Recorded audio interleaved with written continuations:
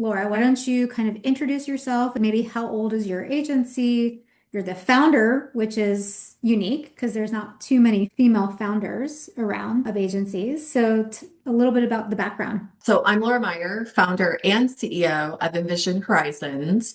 I started the agency now 9 years ago, which I feel like I'm in my third business, even though it's technically the same entity, because there has been so much change and evolution and just maturing in my own leadership style and skill sets. And it's been a fun run.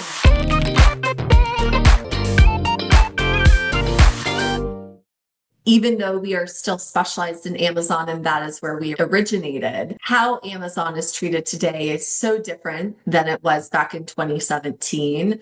And prior to starting the agency, I did work for Amazon corporate. So Mm. I like to say that I became involved in the industry when a 10-cent CPC still existed. And now we see some categories where $10 CPCs are the norm, which is quite wild.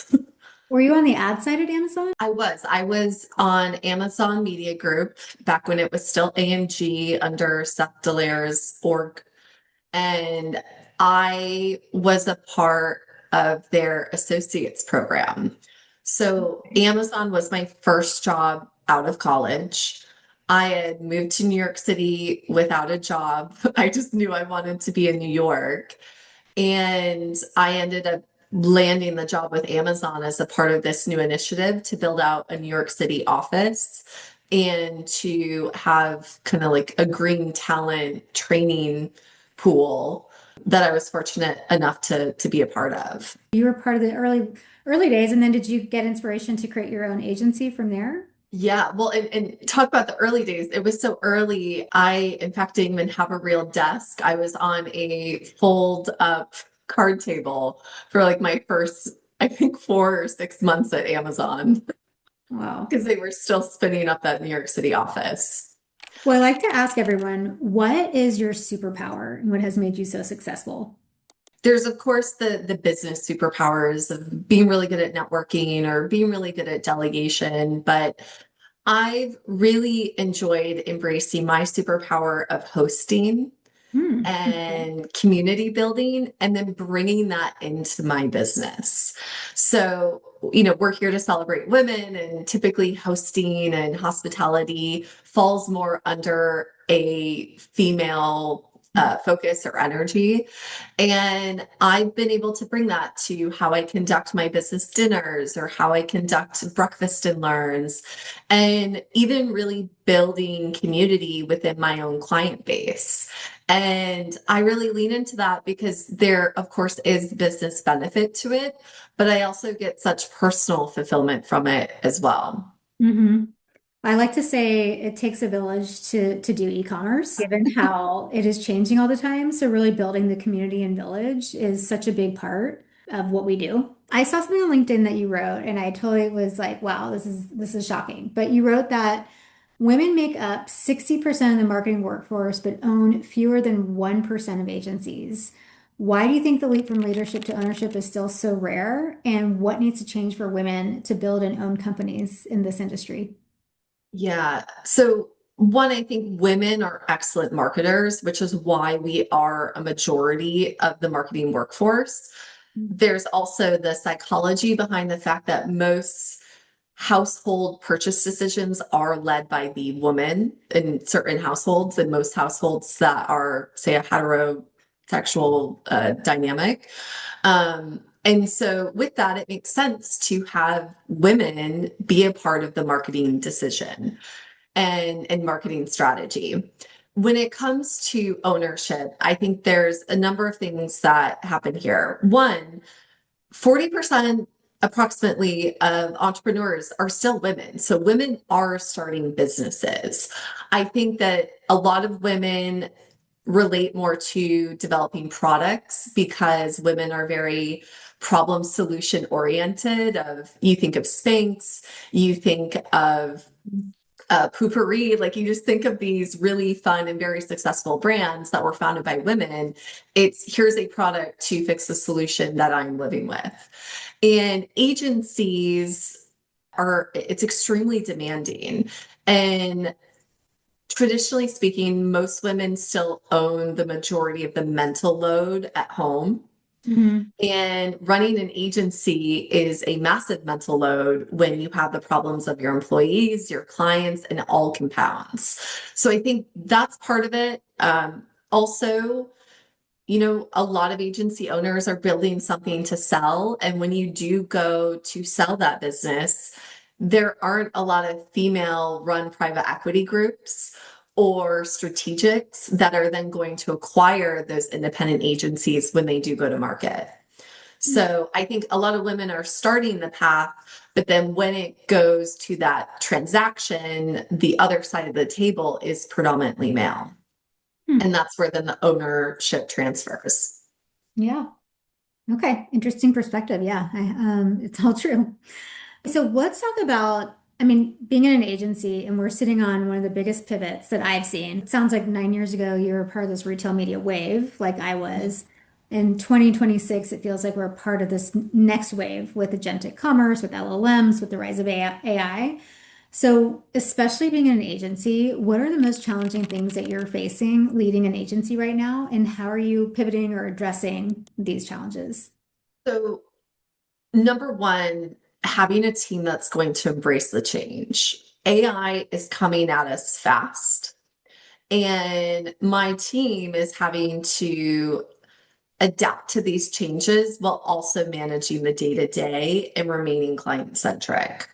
And that's hard because, in a way, I'm asking my team to take on two big roles and responsibilities. Hmm. And so we're really trying to figure out ways that we can enable people, motivate people to want to craft solutions that are going to win them time back by adding AI efficiencies while not overloading them and disrupting them from what their day to day typically looks like.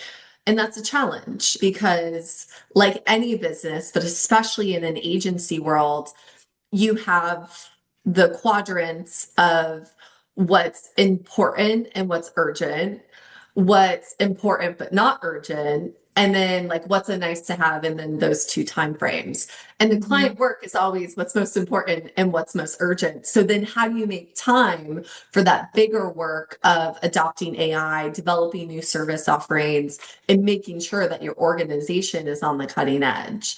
And a lot of that comes down to just having a really good recruitment strategy in place, that you're attracting and recruiting and retaining the right type of people to make that vision come to life.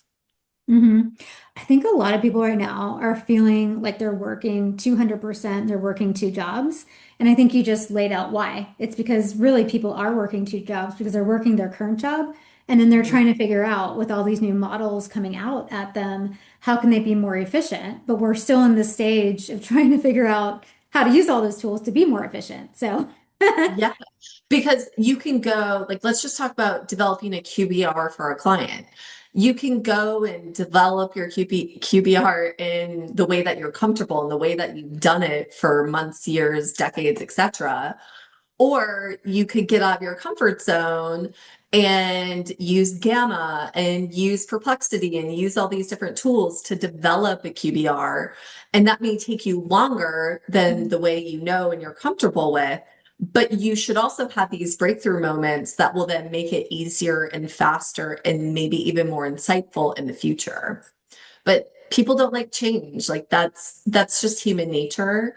And again, if you have a long list of things you have to accomplish, it's human nature to want to stay where you're comfortable. yeah. And what about the brands? Are client expectations changing? Are they asking you to do more with less? We are at an interesting inflection point too, because as an agency, we have a very specific SOW.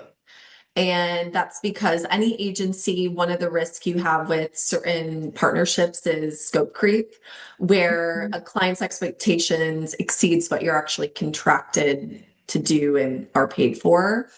And AI is challenging those traditional SOWs. And so to your point, like if we would normally update a client's storefront, say once a quarter. Now with AI, the question becomes, well, why aren't we doing that every month? Why aren't we doing new storefronts every week?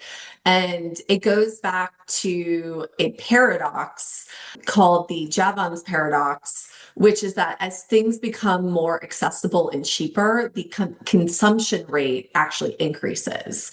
And so that I think is going to add a really interesting dynamic to any professional service business.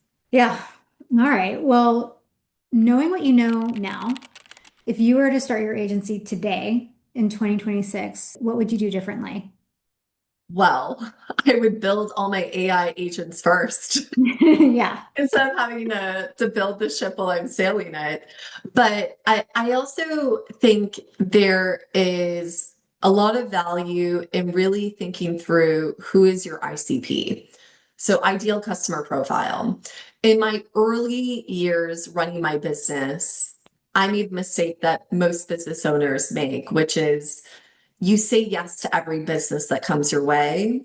Mhm. And saying yes to the wrong type of business can be very disruptive. So if I were to start fresh today, it would really be researching and knowing what my ICP was instead of having to learn it the hard way, like I have. Yeah. I understand and totally understand that having started my own business as well. Definitely that's true. But sometimes those mistakes are the things that teach you the best learnings. At least there is the silver lining in that, I guess. There's always the humbling experience running a business where you have to learn a few things the hard way. Yeah. All right. So what's your advice to women facing the prospect of starting their own company? When a woman is facing the prospect of starting a business, I really encourage women to reflect on the why. Are you starting a business because you want to create generational wealth for your family? Are you creating a business so that you have the flexibility to be at all of your children's soccer games? Are Mhm. you starting a business because you're a little bit of a rebel and you want to show a male dominated field like what's up? Like it's good to know what that why is, and then really thinking about how you can scale the business at a rate that works for you and your life. I think we live in an interesting society where it's all about growth and it's all about how much money you raise. But there's something to also be celebrated about, say, running a $2 million a year business where you have 25% margin and you have a very healthy lifestyle and you have financial freedom in the dynamic of that. And I think that sometimes, society and the news and the big headlines, they lose sight of financial freedom, owning the majority of your business versus having to do a lot of fundraising. And again, it all goes back to your why. hmm Yeah. What kind of podcasts or books inspire you, or what are you listening to that helps you learn and grow? Before we started recording, I just moved. Okay. So I have not been able to catch up on my typical flow of things. But I am a big fan of social currency. I was actually just on that podcast last week and really a big fan of what Sammy Cohen's doing in terms of the business lure and what's happening in the ecosystem. And then I do like the founder of Hamptons. Problem is everything is on my Spotify and it just plays for me. So let me pull up. So my first million is one that is a default for me. Okay. Um, and then I also like to just catch up on news a lot. So Today Explain, the Journal. They usually do some really good pieces too of like what's happening with AI and keeping a pulse on that. Um, and then we have a business Audible. And so Oh. I'm always switching through which books I'm reading there. So the most recent Audible that I listened to was, oh, I'm totally blanking on the name. Yes. So Shoe Dog, the memoir of the creator of Nike, Phil Knight. Mm. Okay, all great. So inspirational, kind of like other people's stories that kind of give you inspiration. Yeah, and I think just getting out of my day-to-day thought process and getting Mm. stimulated with new concepts that can really challenge the way I'm even thinking about my own problems within business and how we can problem solve even things our clients are working through. Yeah, that's a great way to frame it up. Because sometimes when you're listening just constant within our own industry, Yeah, becomes a little bit of an echo chamber. So like kind of lifting your head up and listening to some other perspectives and other industries could be helpful. I definitely try and get out of the echo chamber. Yeah. Well, amazing. I've really admired the content that you produce and kind of all the things I read on LinkedIn, the thought leadership that you've put forward. So I appreciate you spending some time kind of explaining a little bit more about the way you're thinking about agency and leadership. And look forward to seeing you hopefully at some of the conferences coming up. Absolutely. Thank you so much for the opportunity.